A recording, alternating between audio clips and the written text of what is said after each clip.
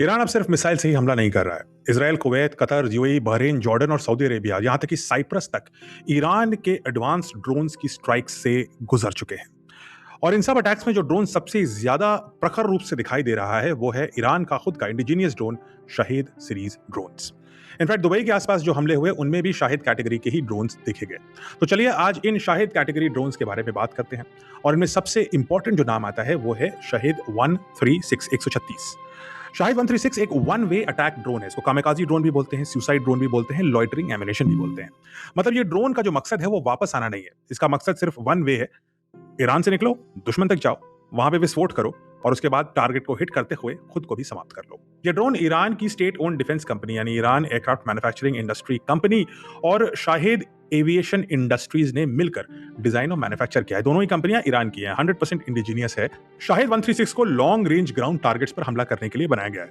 और ऐसे ड्रोन अक्सर सिंगल नहीं जाते, ये मल्टीपल ड्रोन्स एक साथ लॉन्च किए जाते हैं जिससे एयर डिफेंस सिस्टम्स पर प्रेशर बढ़ जाए। मिलिट्री में इस स्ट्रैटेजी को ड्रोन स्वार्मिंग बोलते हैं।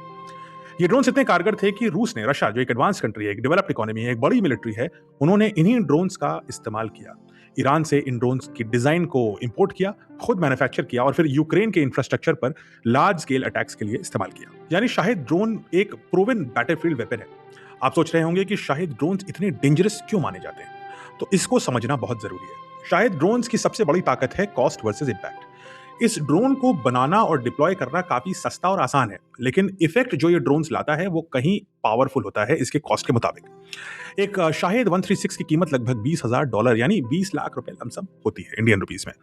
अब अगर इसकी तुलना कीजिए इसके इंटरसेप्टर्स, यानी जब ये ड्रोन दुबई या कोई भी अमेरिकन फ्रेंडली कंट्री की तरफ आ रहा है तो उसको काउंटर करने के लिए जो मेजर्स लिए जा रहे हैं वो एक एडवांस्ड एयर डिफेंस मिसाइल के जरिए होते हैं। ये पेट्रियट मिसाइल हो सकती है, थार्ड का सिस्टम हो सकता है, डेविड स्लिंग हो सकती है और इनकी कीमत लाखों से लेकर $1 मिलियन में जा सकती है। उदाहरण के लिए हम लेते हैं पेट्रियट एयर डिफेंस सिस्टम को, जिसको दुबई भी इस्तेमाल कर रहा है, इसराइल भी इस्तेमाल करता है और ऑफ कोर्स ये एक अमेरिकन सिस्टम है। इस इंटरसेप्टर मिसाइल की कीमत लगभग $4 मिलियन मानी जाती है, यानी 40 करोड़ रुपए लगभग। हाँ, ये भी सच है कि पेट्रियट मिसाइल का सक्सेस रेट इस ड्रोन के खिलाफ लगभग 90% बताया जाता है, यानी कि इतने खर्चे के बाद भी 10 में से एक ड्रोन तो स्ट्राइक कर जाता है और ऐसा दुबई ने देखा ही। लेकिन कॉस्ट इक्वेशन में इसको एक पैमाने पर रखते हैं। $20,000 का एक ड्रोन बनाम 4 मिलियन, यानी इंटरसेप्शन की कीमत ड्रोन की कीमत से लगभग 200 गुना ज्यादा है। अब प्रोडक्शन कैपेबिलिटी को समझते हैं। रिपोर्ट्स के मुताबिक ईरान रोजाना लगभग 400 ड्रोन्स तक प्रोड्यूस करने की क्षमता रखता है, यानी कि एक महीने में जनवरी के दौरान ही लगभग 1000 ड्रोन्स ईरान ने तैयार कर लिए थे। ऐसा भी क्लेम किया गया है कि ईरान के पास 80,000 ऐसे ड्रोन्स का स्टॉक पाइल है। ये दावा थोड़ा बड़ा लगता है, लेकिन अगर 80,000 नहीं है तो 20-30 हजार ड्रोन्स तो उसके स्टॉक पाइल में होंगे ही। और अब थोड़ी मैथ करते हैं इन्हीं आंकड़ों को इस्तेमाल करके। अगर ईरान अपने डेली बनाए हुए सारे ड्रोन्स वॉर में भेज देता है, ये थियोरेटिकल पॉसिबिलिटी मानते हैं, तो लगभग 400 ड्रोन्स को इंटरसेप्ट करना होगा America, Israel, UAE, Saudi Arabia, Qatar, वो सारे एलाइंस को। इन 400 ड्रोन को इंटरसेप्ट करने की कीमत होगी हर रोज लगभग $1.6 बिलियन, यानी लगभग 15,000 करोड़ रुपए। 15,000 करोड़ रुपए हर रोज इंटरसेप्शन की कीमत हो सकती है थियोरेटिकली, अगर ईरान सारी कैपेसिटी, डेली कैपेसिटी वॉर में डेडिकेट कर दे।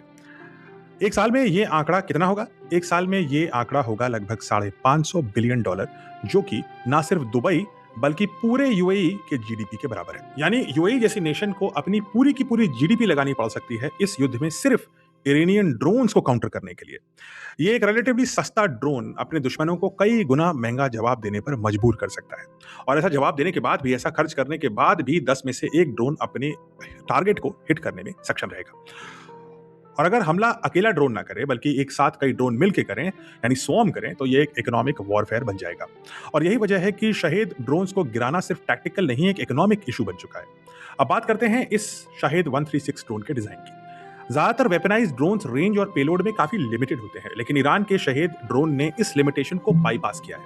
इनफैक्ट वो इतना कॉम्पिटिटिव है कि वेस्टर्न नेशंस, रशिया जैसे कंट्रीज भी उसका लोहा मानती हैं। शाहिद को ऐसे समझिए कि ये एक ड्रोन और क्रूज मिसाइल का एक तरह का हाइब्रिड है, मिक्स है। उदाहरण के लिए शाहिद 136 की रेंज लगभग 2500 किलोमीटर बताई जाती है। ये एक बहुत ही बड़ी रेंज है किसी ड्रोन के लिए। इतनी लंबी रेंज होने की वजह से ईरान इसे अपनी टेरिटरी के किसी डीप रिमोट लोकेशन से लॉन्च कर सकता है, जहां पर उस पर सैटेलाइट सर्वेलेंस करना या एयरक्राफ्ट के जरिए सर्वेलेंस करना मुश्किल होगा। यानी ये लॉन्च कहां से हुआ ये पता करना मुश्किल है, और इसलिए भी क्योंकि इसको एक ट्रक से लॉन्च किया जा सकता है। इससे ड्रोन की सर्वाइवेबिलिटी और अनप्रेडिक्टेबिलिटी दोनों बढ़ जाती है। अब बात करते हैं पेलोड की, क्योंकि अल्टीमेटली इसे कोई विस्फोटक लेके जाना है। शाहिद 136 लगभग 50 किलोग्राम तक का एक्सप्लोसिव, हाई एक्सप्लोसिव पेलोड ले जा सकता है। स्पीड की बात करें तो शाहिद 136 की क्रूजिंग स्पीड लगभग सिर्फ 185 किलोमीटर प्रति घंटा है, 200 से भी कम। अब आपको लगेगा ये तो बड़ा स्लो है, लेकिन यही लो स्पीड इसकी सबसे बड़ी एडवांटेज है। वो इसलिए क्योंकि इतने लो स्पीड पे वो काफी लो एल्टीट्यूड पर उड़ सकता है। इसमें कोई एडवांस जेट की अब जरूरत ही नहीं है, क्योंकि इसको कम स्पीड पे चलाना है।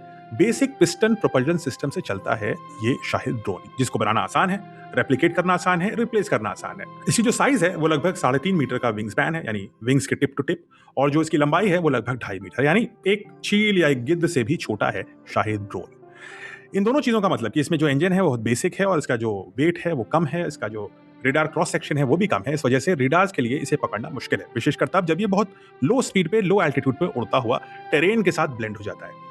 और एयर डिफेंस सिस्टम्स को बहुत अंत में लेट वार्निंग मिलती है। इसका मतलब यह है कि ईरान डीप टेरिटरी से लॉन्च करता है, लॉन्च का भी नहीं पता लगता कहां से लॉन्च हुआ, किसने लॉन्च किया, कब लॉन्च हुआ, और फिर गल्फ सिटीज की तरफ या मिलिट्री बेसिस की तरफ या क्रिटिकल इंफ्रास्ट्रक्चर की तरफ जाता हुआ, जमीन को हग करता हुआ लास्ट मोमेंट पे डिटेक्ट होता है, और तब तक कई बार बहुत देर हो चुकी होती है। अगर देर नहीं भी हुई होती है तो भी इसको काउंटर करने का जो खर्चा है वो इसके खर्च से, इसके खुद के कॉस्ट से 200 गुना ज्यादा है। और यही वजह है कि इसे रोकना अब बड़ा ही मुश्किल होता जा रहा है, एटलीस्ट मिसाइल से। और ये एक बहुत बड़ा स्ट्रेटेजिक इशू बन चुका है। एक और बात है, शाहिद ड्रोन्स की इंजन की जो आवाज है, जिन लोगों ने इसे हमला करते हुए देखा है, उनको अंत में ऐसी आवाज आती है जिसको वो बोलते हैं स्क्रीम ऑफ डेथ। एक शार्प श्रिल वाली आवाज आती है और उसके बाद धमाका होता है। सिविलियंस ने ऐसा बताया है कि स्ट्राइक से ठीक पहले एक डरावनी बजिंग साउंड सुनाई देती है। यह आवाज सिर्फ साइकोलॉजिकल डैमेज नहीं करती, बल्कि मस्तिष्क के अंदर एक डर पैदा करती है। एनिमी मिलिट्री फोर्सेस और सिविलियंस दोनों पर एक साइकोलॉजिकल प्रेशर डालती है, और इसी वजह से शाहिद ड्रोन अब सिर्फ एक हथियार ही नहीं, बल्कि साइकोलॉजिकल वॉरफेयर का एक हथियार भी बन चुके हैं। ईरान के शाहिद ड्रोन्स ने शायद पूरी दुनिया को सरप्राइज कर दिया। किसी ने ये उम्मीद नहीं रखी थी कि ईरान का शाहिद सीरीज के जो ड्रोन्स हैं वो इतने कारगर, इतने इफेक्टिव और इतने कॉस्ट एफिशिएंट होंगे। और इन्हीं ड्रोन्स के सक्सेस के पैरामीटर्स यही थे कि वो दूर, हजारों किलोमीटर दूर साइप्रस में भी अटैक कर रहे हैं, और सऊदी अरेबिया की सबसे बड़ी ऑयल रिफाइनरी को भी उन्होंने आग लगा दी है। दुबई जैसे protected, self reliant, high economic zone जैसे एरिया पर भी जो बिल्डिंग्स में अटैक हुआ है, उनमें यही शाहिद ड्रोन्स दिखे हैं। अमेरिका और इसराइल के पास अभी शाहिद ड्रोन्स को काउंटर करने का कोई ठोस काउंटर मेजर नहीं है, और जब तक ऐसे मेजर नहीं आते हैं तो अमेरिका तो अपनी फ्लीट्स को प्रोटेक्ट कर पाएगा। इसराइल के पास फिर भी आयरन डोम है, अब आयरन बीम भी आ रहा है, लेकिन गल्फ नेशंस के लिए शाहिद सीरीज के ड्रोन सबसे बड़ा सरदर्द बन चुके हैं।